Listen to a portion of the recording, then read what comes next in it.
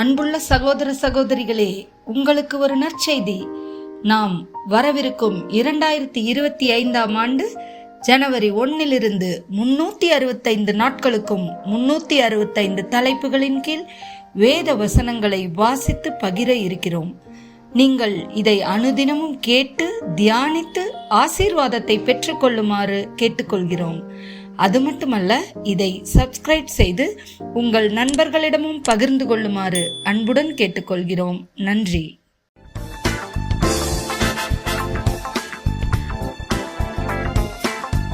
இன்று நாள் 132. தலைப்பு தந்தையின் பங்கு. மத்தேயு 5:48. ஆகையால் பரலோகத்தில் இருக்கிற உங்கள் பிதா பூரண சர்க்குணராய் இருக்கிறது போல நீங்களும் பூரண சர்க்குணராய் இருக்க கடவீர்கள். உபாகமம் 6:4-9 வரை. இஸ்ரவேலே கேள், நம்முடைய தேவனாகிய கர்த்தர் ஒருவரே கர்த்தர். நீ உன் தேவனாகிய கர்த்தரிடத்தில் முழு இருதயத்தோடும் உன் முழு ஆத்துமாவோடும் உன் முழு பலத்தோடும் அன்பு கூறுவாயாக. இன்று நான் உனக்கு கட்டளையிடுகிற இந்த வார்த்தைகளை உன் இருதயத்தில் இருக்க கடவது.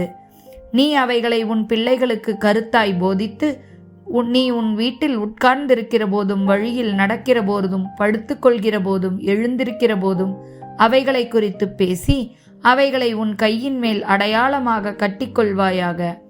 அவைகள் உன் கண்களுக்கு நடுவே ஞாபக குறியாய் இருக்க கடவது.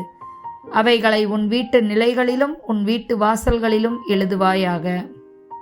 சங்கீதம் 78:5-8 வரை.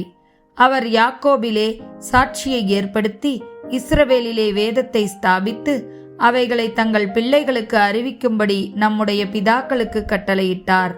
இனி பிறக்கும் பிள்ளைகளாகிய பின் சந்ததியார் அதை அறிந்து கொண்டு அவர்கள் எழும்பி தங்கள் பிள்ளைகளுக்கு அவைகளை சொல்லும்படிக்கும் தேவன் மேல் அவர்கள் தங்கள் நம்பிக்கையை வைத்து தேவனுடைய செயல்களை மறவாமல் அவர் கற்பனைகளை கைக்கொள்ளும்படிக்கும் இருதயத்தை செவ்வைப்படுத்தாமலும் தேவனை உறுதியாய் பற்றி கொள்ளாமலும் இருந்த முரட்டாட்டமும் கலகமுமில்ல சந்ததியாகிய தங்கள் பிதாக்களுக்கு அவர்கள் ஒப்பாகாதபடிக்கும் இவைகளை கட்டளையிட்டார்.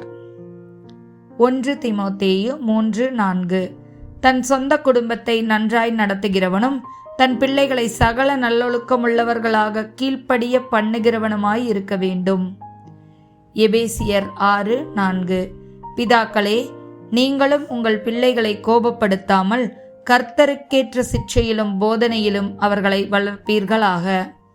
1 தீமோத்தேயு 5:8. ஒருவன் தன் சொந்த ஜனங்களையும் விசேஷமாக தன் வீட்டாரையும் விசாரியாமல் போனால் அவன் விசுவாசத்தை மறுதலித்தவனும் அவிசுவாசியிலும் கெட்டவனுமாய் இருப்பான். யோசுவா 24:14-15.